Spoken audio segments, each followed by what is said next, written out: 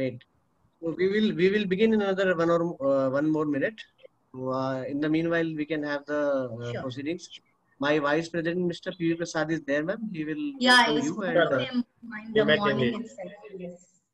Yes. So we had some doubts. So yeah, I spoke to him. Just give me one moment. Hello.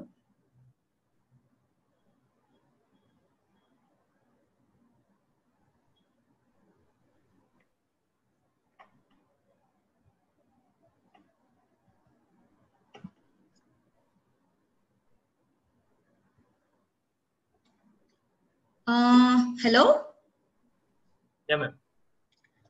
So where do I like? How do I stop sharing this? Like, how do I come out of it?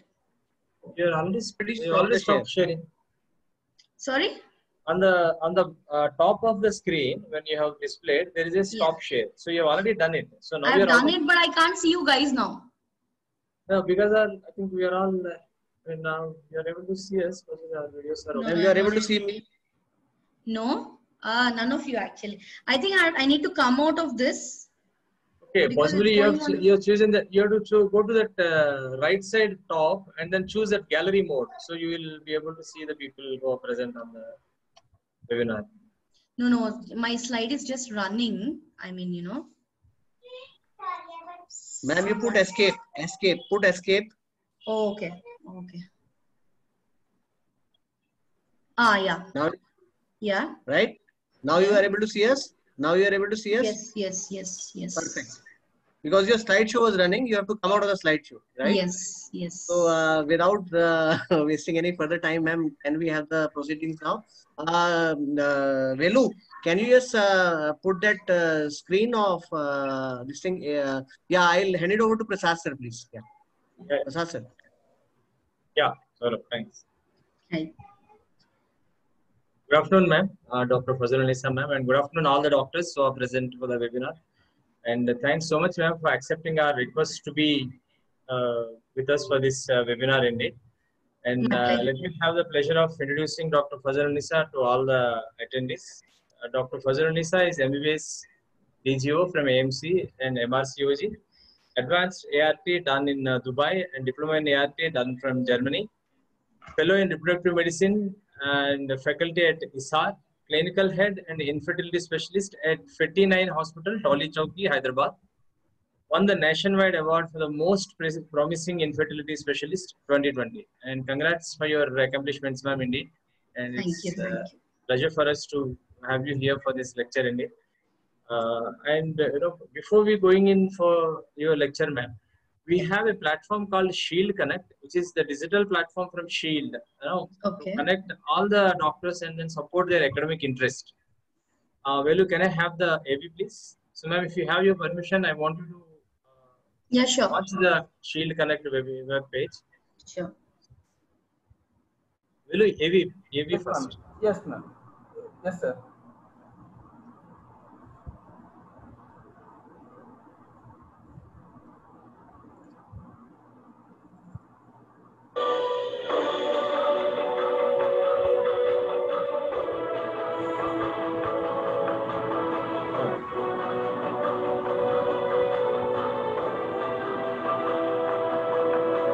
Oh, Velu, we are seeing something else.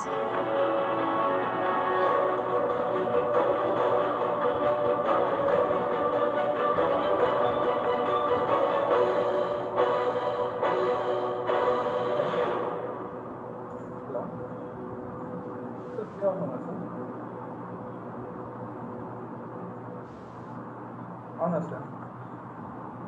1 minute, sir.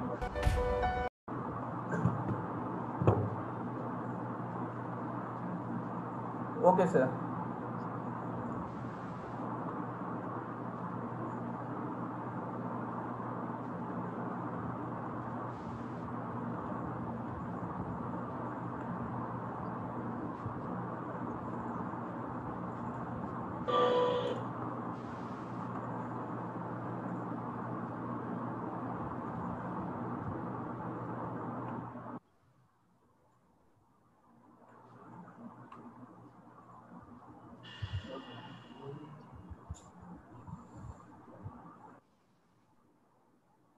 or maybe I'll share my screen to play the viewing.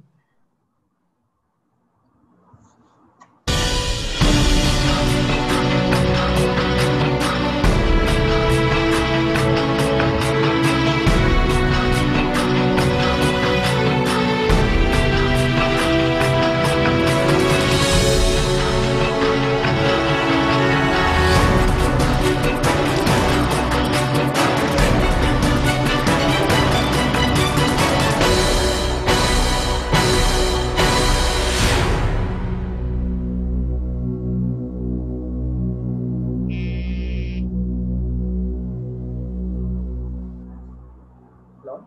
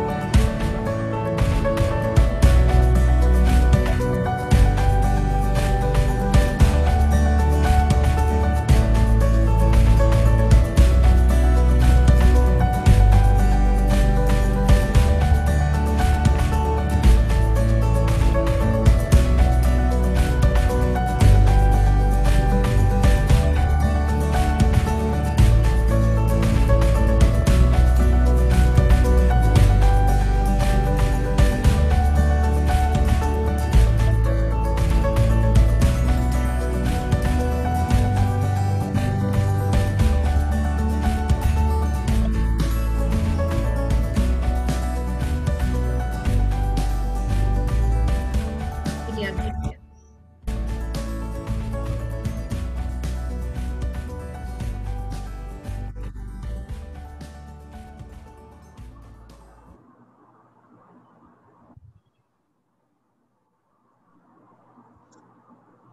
Okay, will you the rights for the launch of the site, please? Okay, sir.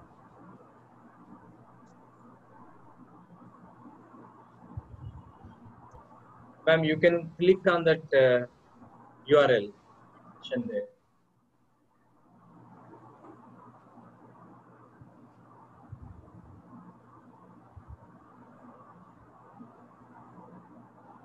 Thanks, ma'am.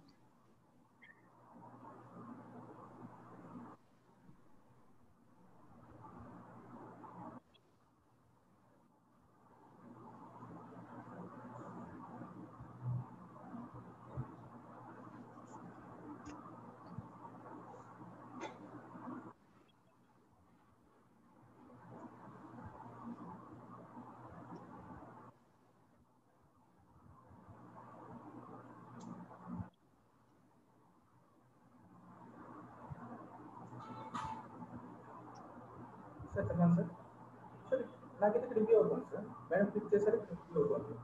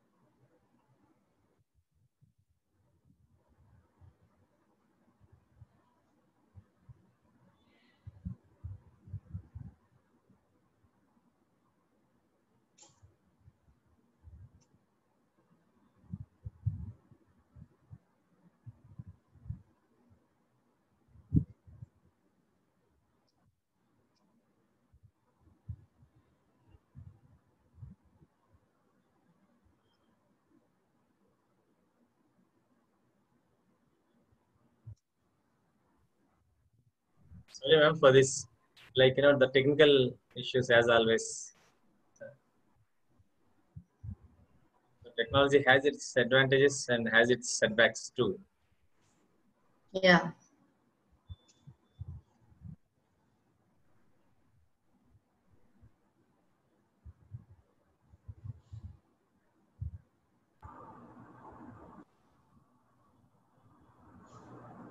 Velu, you can stop the share. I'll just share my screen, right?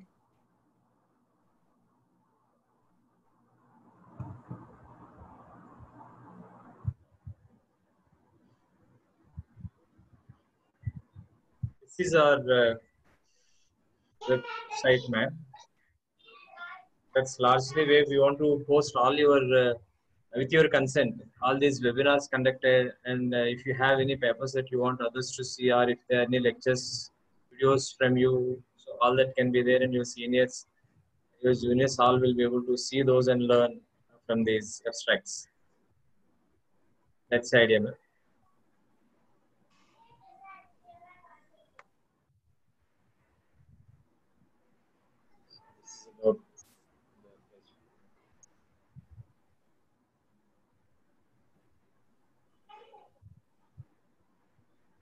Thank you, ma'am, for the launch of Shield Connect. And over to Dr. Prachi, our medical affairs department, for your presentation.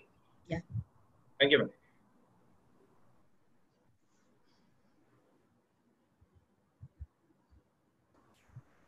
Hello, good afternoon, ma'am. This is Dr. Prachi from Shield Connect. Many thanks for accepting our invitation. And if you share your slide decks, ma'am, that would be great. Yeah.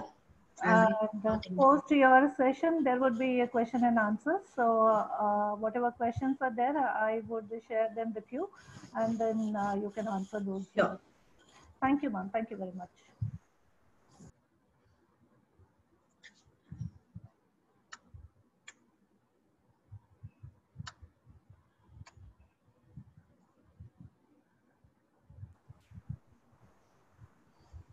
So you're able to see this screen, right?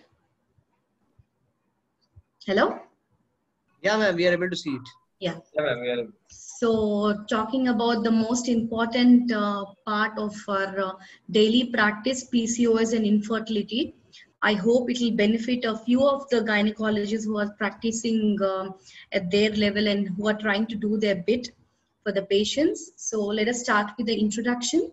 So polycystic ovarian syndrome, as we know, it is affecting around 55 to 20% of the population. And it's a heterogeneous condition which may be present in reproductive, endocrine, metabolic, and psychosomatic symptoms. So PCOS remains underdiagnosed and it has a delay of the diagnosis because patients generally, they develop from adolescence and they carry it to the reproductive age, and it can also continue till the postmenopausal age. So as we know, it is one of the most common endocrine disorders affecting the women of reproductive group, and it is seen around 8 to 11% of the reproductive age group. And the most important symptom that the patient comes to us is anovulatory infertility or oligomenorrhea or not able to conceive.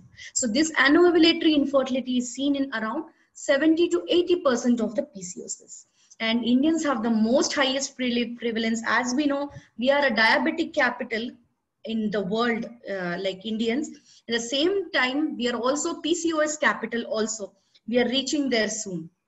So coming to the pathophysiology, what is it that is taking a toll on the brain cells, and then the difference in the hypothalamus, and because of the increase in the pituitary glands, there is irregularity of LH and FSH. FSH has to be high and LH has to be low, whereas the opposite happens in PCOS. The LH increases and the FSH decreases. So all this will lead to an abnormal harmonic condition in the body, wherein in liver the insulin resistance increases, in ovary there is ovulatory dysfunction and abnormal uterine endometrioplasia. On the skin it may present as acne, hirsutism, and acanthosis nigrans. So all this will lead to hyperandrogenism, follicular arrest. Follicles will not able to be matured. I mean, they will not able to be grow to a certain size and come out, and there is no release of the egg. When there is no release of the egg, there is no point in fertility.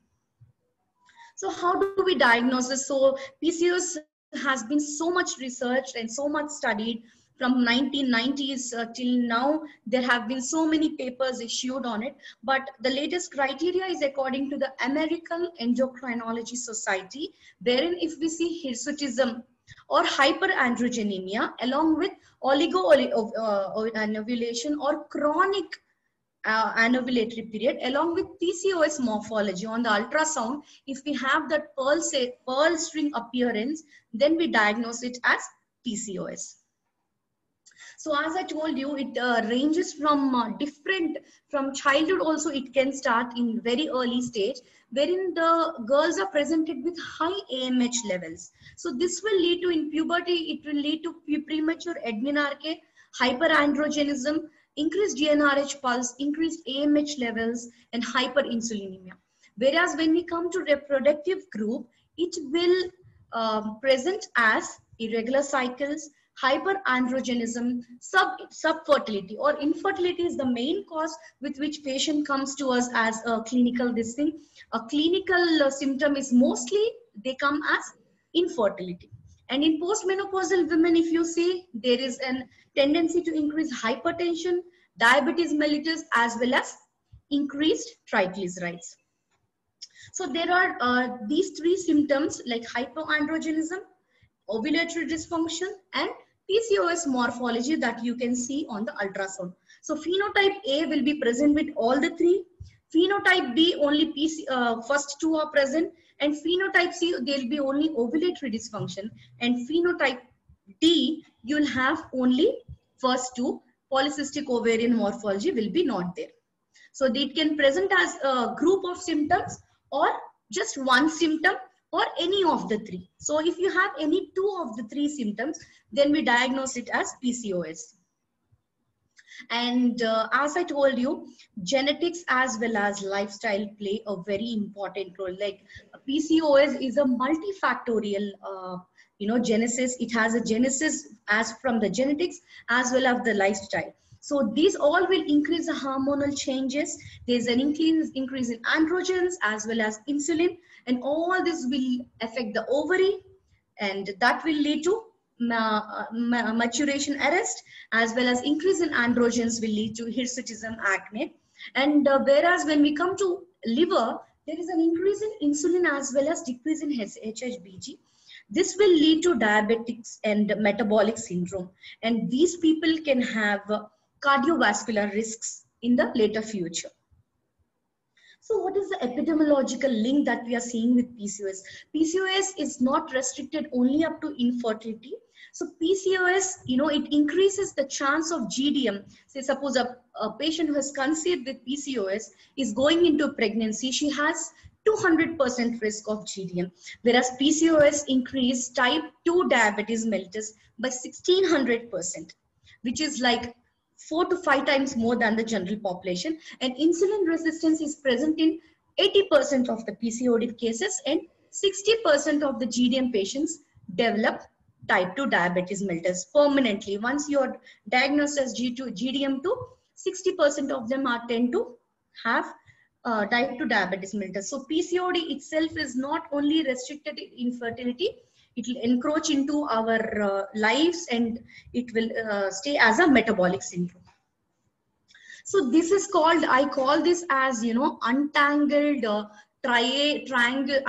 triangle of symptoms, wherein you'll have irregular menses, insulin resistance, increased chances of obesity, acanthosis nigrans, as well as androgenic part. When you come to, you will have hirsutism and acne.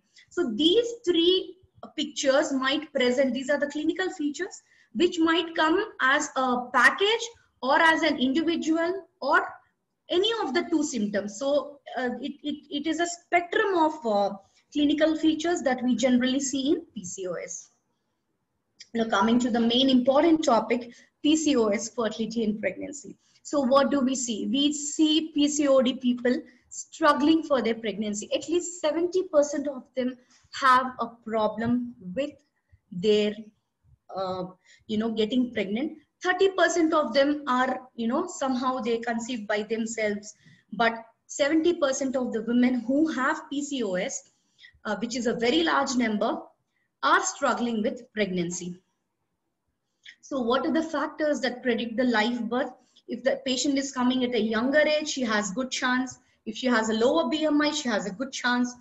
It's a shorter duration of infertility, she has a good chance. And less severe oligomenorrhea, like not a very big problem with the menstrual cycles, then she has a good chance. And lower androgen levels, not very high androgen levels, like LH not more than 10 or so, then she has a very good chance. So what is the first line of treatment? Like I always tell my patients, the first line of treatment is always the lifestyle modification. So this is one condition in which the patients have a part of the treatment in their hand and I have a part of treatment in my hand. So medicinally, I might give them whatever medicines they want. It won't work unless and until they are willing to come down by their weight, exercise, and all of that. So weight loss definitely has a very good effect on the PCOS. It decreases the serum insulin levels, androgen levels, and decreases the risk of type 2 diabetes mellitus. So as soon as the patient comes, what do? We do a screening diagnostic test, assessment of the risk, and then we stage them whether she's into reproductive stage or about to get married or she wants to conceive, what is it? And then prevalence and screening and diagnostic tests are done and lifestyle changes are prescribed, as well as some pharmacological help, pharmacological treatment as well as is taken care of.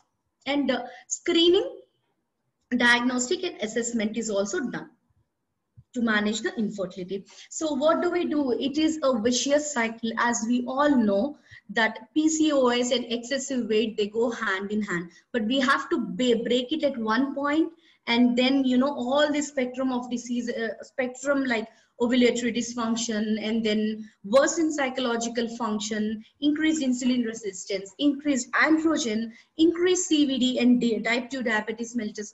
All these are interlinked with increase in BMI for a PCOS.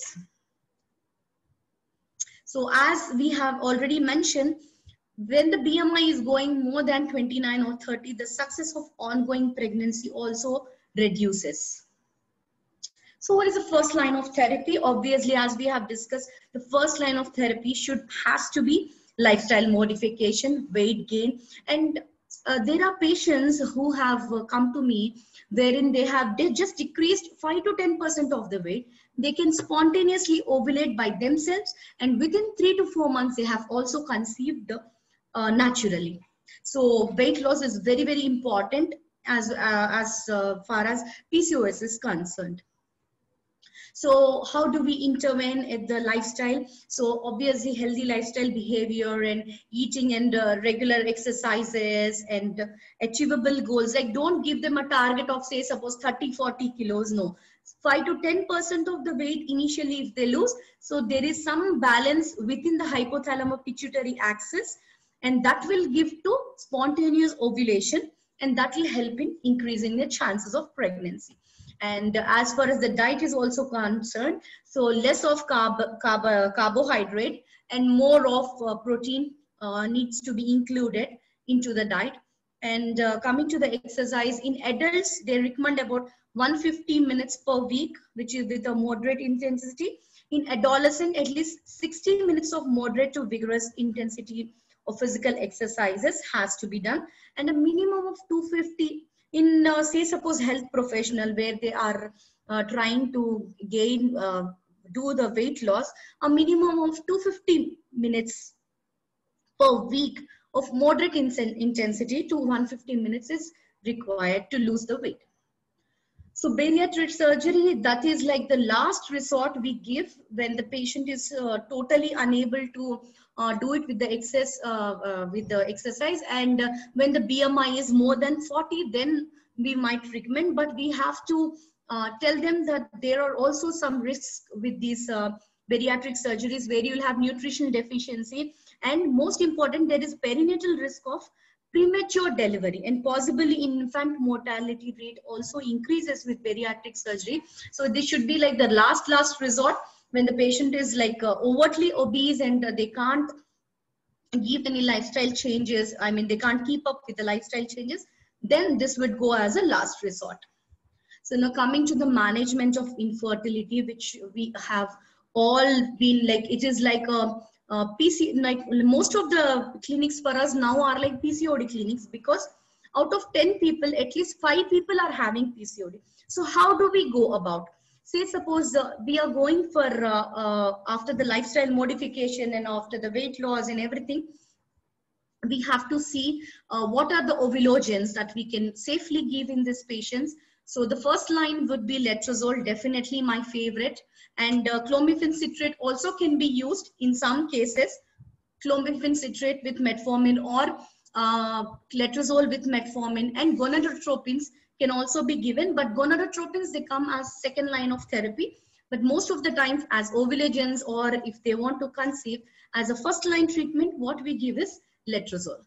So letrozole, how should we go about? It's a boon. I think letrozole has been a boon from the past. I think 5-6 years, letrozole has gained its name, and for its monofollicular, I mean the multiple pregnancy rate has come down because of this, because it helps in giving us a very good monofollicular egg. And as well as when letrozole is not available, if it is contraindicated, only then we have to go for clomiphene citrate. My choice personally definitely would be letrozole, because there are a lot of pregnancies which have happened only with letrozole itself. So this is my personal choice. And how do we go about in letrozole? So how do we start the dosage? We can give up to 2.5 to 5 mg per day, starting from day 2 to day 6, and then step-up protocol. It is called a step-up protocol, wherein we try to increase the letrozole dose from 2.5 to 5 to 7.5 to 5 tablets per day. So say suppose 2.5, we can go up to 10 mg to 12.5 mg as well. So this is called a step-up protocol. And there's one more protocol called as extended letrozole protocol, where we give the letrozole from day 2 to day 10 in a very small dose, 2.5. This particularly helps in thin PCOS. So in thin PCOS, if you're looking for there is no response in the previous cycle with letrozole, step up or step down, then we can go for extended protocol. Also, you can go for step up or step down protocol, wherein you'll increase the dosage of the letrozole till a dominant follicle of 14 into 15 size is seen. Then you would be doing the ultrasound from day 8 or day 9, depending upon the dosage. And then till that stage, we would be increasing the letrozole dosage. So obviously we would, but most of the time we would start with day 2 to day 7 of the protocol. So so coming to CC, it is it's a very good drug, definitely, but we are rarely using it these days, because we know it has very many anti-estrogenic effects. So we started with a minimal dose of 50 to 100 mg for 5 days, and with we can extend it up to day 8 or day 9, depending upon how the follicle is responding. But yeah, as we know, if the CC clomiphene citrate is not giving a very good endometrium, because obviously it has anti-estrogenic effects, we can add Proguanova once that there is a dominant follicle. So once you find a follicle of 13 into 14 or 14 into 15 size, from that day onwards, we can add Proguanova into the clomiphene citrate cycle for a good endometrium. So this is how we go about. First we give 50 mg, then we give 100, and maximum we can go up to 150 or 200, because with 200 the anti-estrogenic effect is very, very high. So if there is no ovulation, then we have to choose for gonadotropins, maybe injectable gonadotropins, or we have to rule out something called hypogonadotrophic hypogonadism. So what are the recommendations? Clomiphene citrate could be used alone in women with anovulatory infertility, and with metformin as an adjunct along with clomiphene citrate. Not only with clomiphene citrate, metformin along with letrozole also gives very good result, because metformin obviously will decrease the insulin resistance, and it increases the SHBG levels. As well as the testosterone immediately comes down in these people, and there is a chance of increased pregnancy rate. So what are the concerns about the metformin? The concerns are very meager actually. So you might have some GI or maybe low dose of, initially we have to give a very low dose, like say about for a week, we have to give 500 mg. Then we can increase it up to our desirable dose. Metformin appears to be safe even during pregnancy. So because if you are having PCOS, and once you are, say suppose you are discontinuing it and you are diagnosed as gestational diabetes mellitus, even metformin can be used even in pregnancy safely. So the general health professionals need to be, we have to monitor it under guidance. Sometimes hypoglycemia and all that can happen. So we should always advise metformin only with the. So coming to the gonadotropins, gonadotropins definitely are very, very important. They play a very important role. So generally what I do is give ovulatory inductor like letrozole as well as clomiphene citrate initially, and we add on, like along with the ovulogens, if you add on gonadotropins, I feel they give a very good result. Like, you know, most of the time with letrozole and all, if you're not able to get good amount of follicles, letrozole along with gonadotropins will, as a second line therapy, will give you very good follicles and very good pregnancy rate also. Gonadotropins can be first line treatment if ultrasound monitoring following counseling on cost effect. Yeah, I agree they are a little bit costly, and also they come with their own risks like multiple pregnancies and all that. But gonadotropins definitely play a very, very important role in giving us good pregnancies along with the ovulogens like letrozole. So gonadotropins is suitable for improving infertility in women. Gonadotropins provide better per cycle cumulative pregnancy, and live birth rates are definitely more than the oral androgens. But as I told you, they have their own side effect, that is they come with multiple pregnancies. They give more of multiple pregnancy, but with intensive monitoring, with ultrasound guidance, and with the follicular study and all that, we can minimize it. We can see how much dosage is required for such particular patient depending upon their BMI, antifollicular count, and AMH.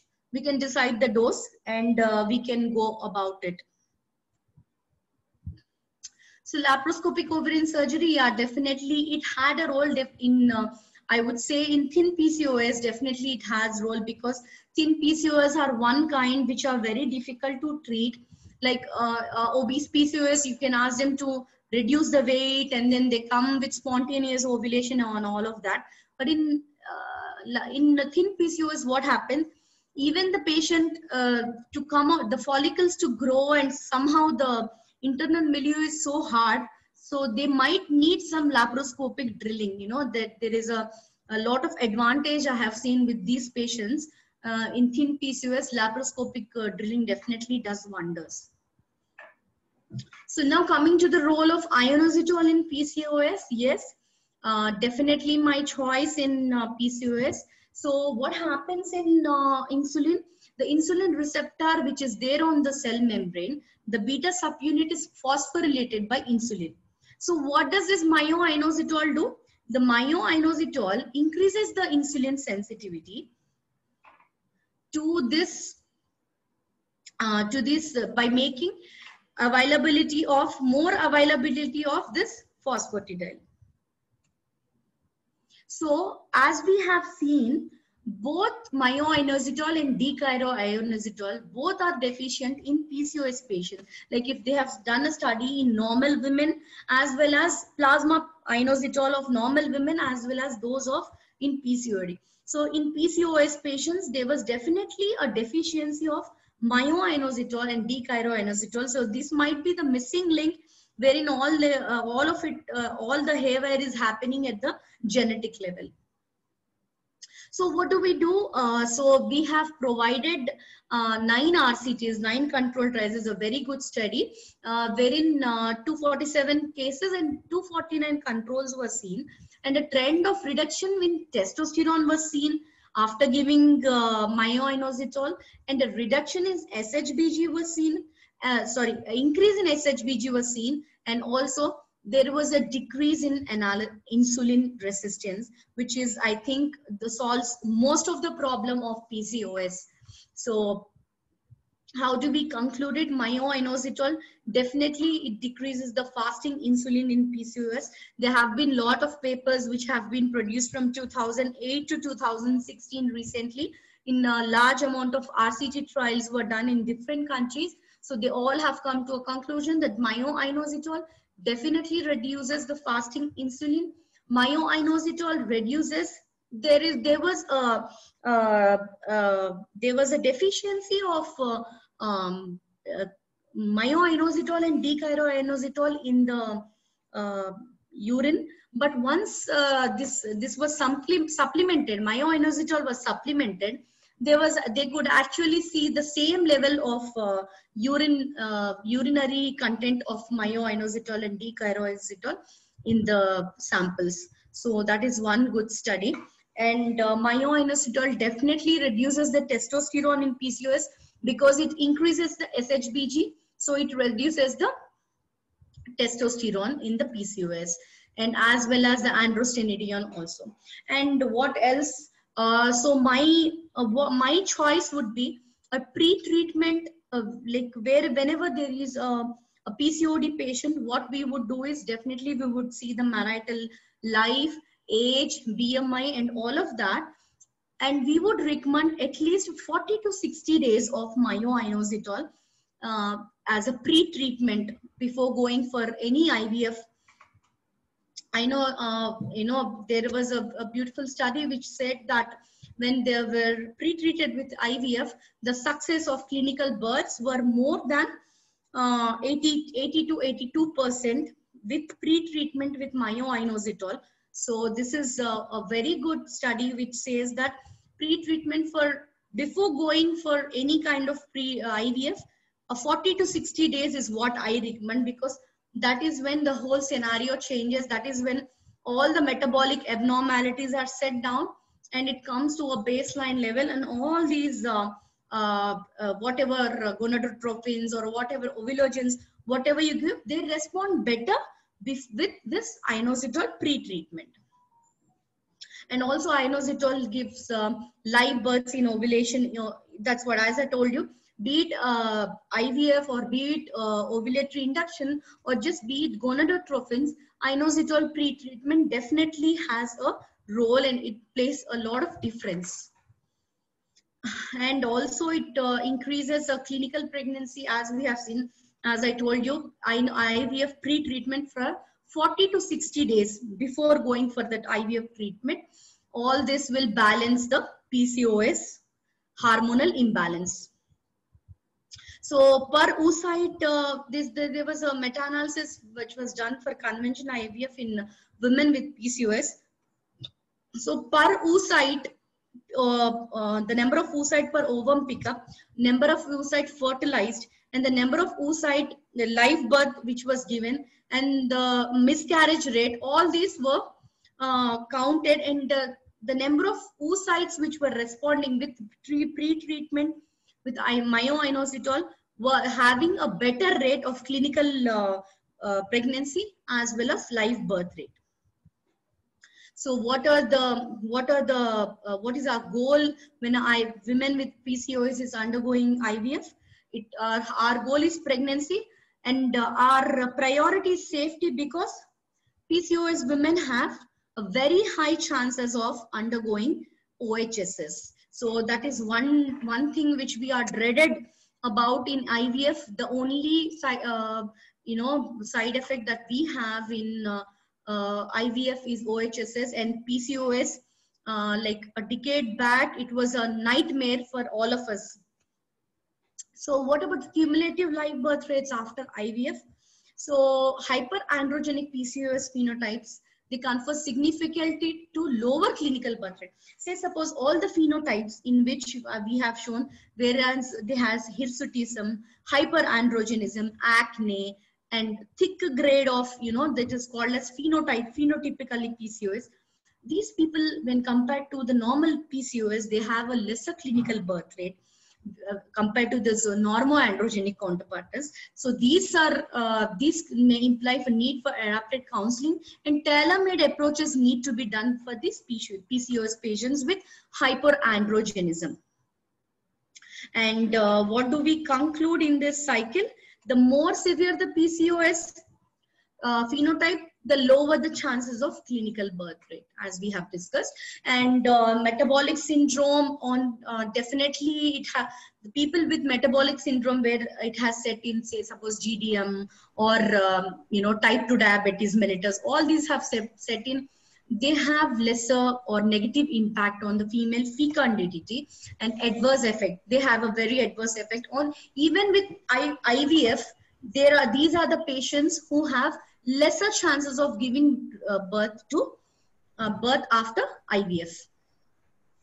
So this was a revolutionary IVM, in vitro maturation, in which lot of PCOS patients, even with so much high gonadotrophins, when we were giving in stimulation, they were not able to give us very good quality oocytes because of the high hyperandrogens. Whatever we do, they were not able to mature their follicles. So IVM was like a boon, wherein we take the follicles when they are about 14 to 15 mm, and then we preserve them, we mature them in the incubator, and then we do the fertilization. So this is called as in vitro fertilization, which was, I think, first done in 2000, somewhere in 2000. So almost it has been 2 decades, but this is definitely a boon for the PCOS patients. And coming to ovarian stimulation, trust me, half of my patients who are undergoing IVF are PCOD patients. And so the greatest advantage of this era is the GnRH antagonist protocol with the GnRH agonist trigger. So that is the mantra for all these PCOD patients, because OHS is definitely a nightmare, because if you see one case of OHSs, you won't be able to sleep for that whole week, because it is the ascites, the the renal failure. I mean, it can go into a lot of stressful thing. So trust me, go for GnRH agonist along with antagonist cycle along with the agonist trigger. So that has to be the mantra in the ovarian stimulation for IVF PCOS.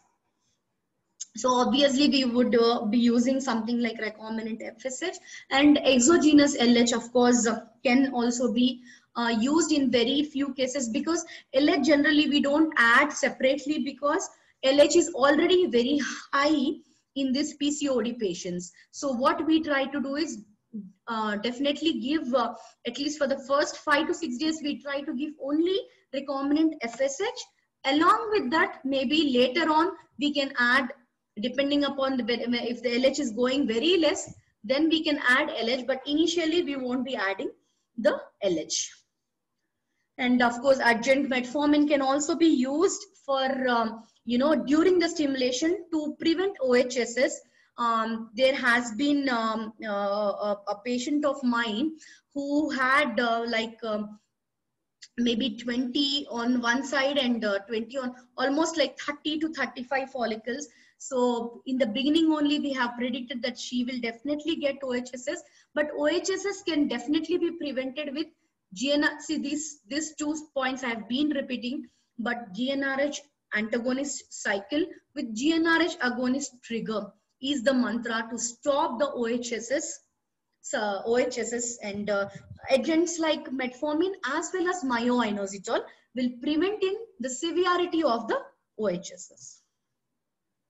So ovarian stimulation for IVF patients, as I told you, when the final oocyte maturation happens, GnRH agonist has to be given, and the freeze all technique is what is suitable. Because if you think that the endometrium is very good, I can go for fresh transfer or something like that in PCOD patients. Trust me, they will develop something called as secondary OHSS. Matlab, initially they might not have OHSS, but once you plant those embryos, the VEGF and all that cycle happens, and these patients might land up into secondary OHSS, and this is even more a dreadful complication. Sometimes we can lose even the baby with this. So fresh transfers are mostly avoidable in PCOD patients. And as I told you, we can expect a high range of OHSS if the AMH is crossing more than 5, and obviously a very poor or low response if AMH is 1, and somewhere between are the normal responders between 2 to 4. But even sometimes, even in normal responders also, you have to be very careful. And if there is a PCOS morphology, like typically the patient will not present with hypoandrogenism, hyperandrogenism, or chronic ovulatory dysfunction or something like that. They will come only with the PCOS morphology, and you have to be very keen in picking up these patients, and we have to go about how to reduce OHSS in these patients who are undergoing IVF stimulation. So does freeze-all increase the chances of pregnancy in high responders? I think yes, definitely. 95% of the PCOS with OHSS they have done freeze all the embryos and transfer them in the next cycle by preparing a nice endometrium. So what are the conclusions that we need to know? So these are the take-home points. And the early diagnosis is very, very, very important. And as soon as the patient comes, because it is an infertility clinic, as soon as the patient comes, we try to give them a lot of management strategies and all that, lifestyle improvement and management strategies. And if we are stimulating a PCOD patient for IVF, then freeze all is the technique for the clinical, and it has got a very nice improved live birth rate also. And we have to counsel the patient that after giving birth to baby, even if she had PCOD, it is not the end of it, because this PCOD can be turned into metabolic syndromes like it has a high risk factor for cardiovascular as well as endometrial carcinoma. So myo-inositol is also a very good drug which will help in decreasing the insulin levels, and then giving the FSH-LH ratio, good FSH-LH ratio, in inducing the normal menstrual cycles, and improves the pregnancy rate. As well as myo-inositol is very, very effective with, as I told you, pre-treatment for 40 to 60 days before going for any kind of treatment. With myo-inositol will give you a very good result. So thank you for the patient hearing. Ma'am, that was exhaustive presentation indeed. Yeah. Thank you. Thank you, ma'am. Thank you very much. Prachi here from Shield again. Thank you. So shall I stop sharing the screen? Yes, ma'am. Thank you. Yeah. Ma'am, we'll take a few questions. The first question is, ma'am, though I understand this is the PCOS and infertility, but especially in the adolescent group, is there any specific treatment which you would like to guide? Yeah. So as I told you, in adolescent, these people won't present with typical features like ovulatory dysfunction and all that, because we won't be monitoring them, their follicles or nothing like that. In adolescent group, most important is they will have hyperandrogenism, like they'll have a lot of hair as compared to their normal normal children. And second most important thing is, in adolescence, if it is affecting, then we don't have to give any ovulagens or anything like that. Only lifestyle modification is the best thing that we can give in adolescent, and they will typically present as acne. I mean, acne is prone in teenage, I understand, but these people will have a lot of hair, hirsutism, typical, pimples on the chin and all of that. So these are the things where you have to catch them, and then if you treat them early, this PCOS might not go into the reproductive age group. Right, ma'am. Thank you very much. Ma'am, specifically when it comes to IVF protocol, definitely the antagonist and agonist, so preference could be Yes. for the Yes. antagonist protocol. So, what is your experience as far as IVF is concerned? Yeah, so IVF definitely, as I told you, see, you have to follow only 3 musketeers in PCOS. The first musketeer is go for GnRH antagonist protocol.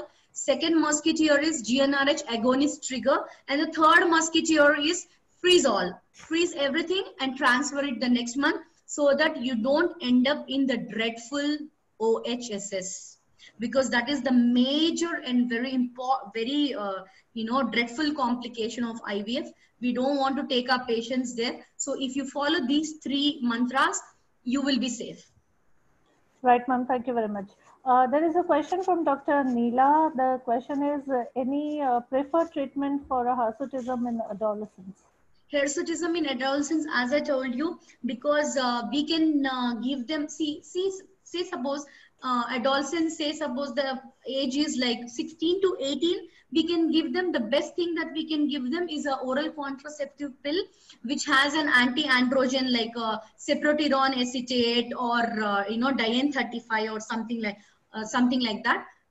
For at least safely, we can use it for 1.5 to 2 years. It doesn't have any effect. Only thing is she needs to put a control on her weight and have a check on her bloating issues and all of that. But otherwise, safely it can be used. And as adolescent hirsutism, main, as I told you, these people will definitely be presenting with hyperandrogenism. So the OC pills and lifestyle modification with diet control is the only mantra that we can give in these patients.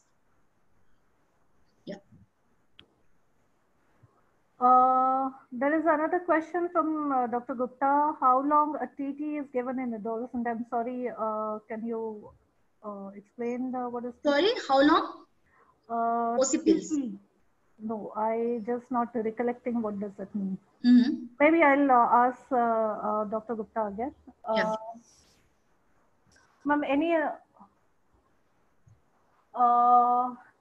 any other PCOS related information additional you would like to discuss specifically when it comes to IVF?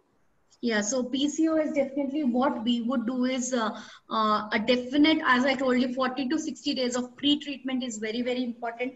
Like as soon as a PCOS lady is coming to you and you're planning for an IVF, do a pre-treatment, do a day-2 analysis of FSH, LH, thyroid and prolactin, because with LH, these people are also very much prone with the thyroid complications, And third important thing is lifestyle modification. They have to at least reduce 5 to 10% of the weight before undergoing their actual stimulation protocol.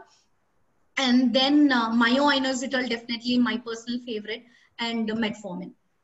These are the things I would definitely recommend if there is a high insulin resistant or very high LH on day 2. Right, ma'am. Thank you.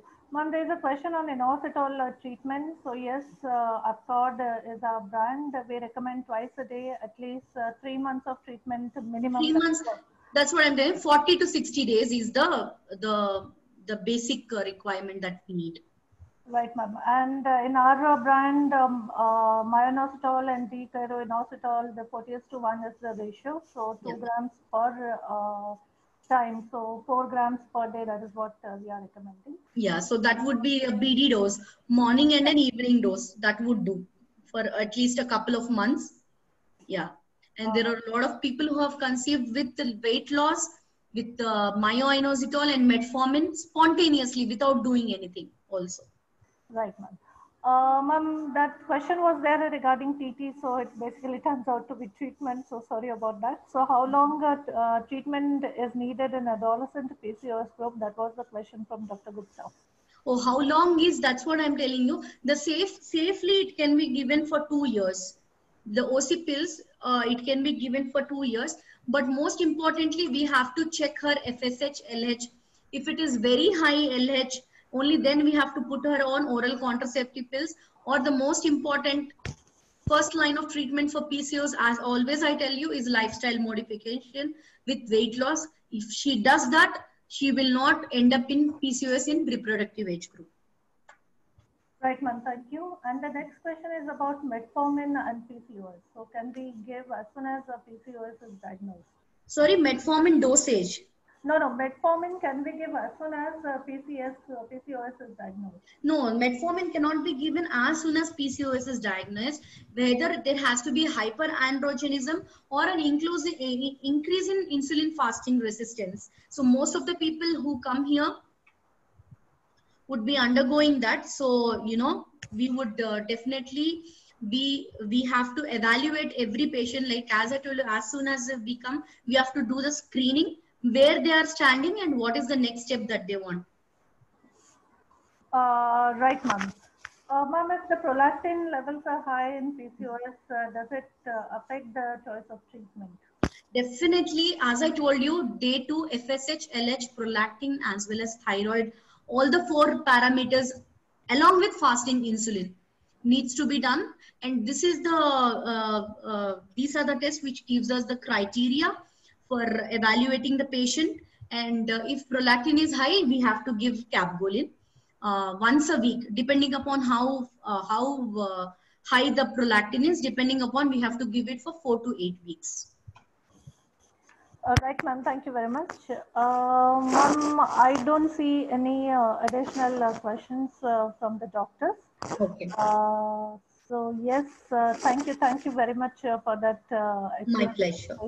My pleasure. Dr. Gupta has also said thank you for the answers. So, oh, thanks. Welcome, Dr. Gupta, sir. Yes, so it was our privilege to have you for this talk and this evening. And lots of thanks from Shield Healthcare. Thank you very much. Thank you so much.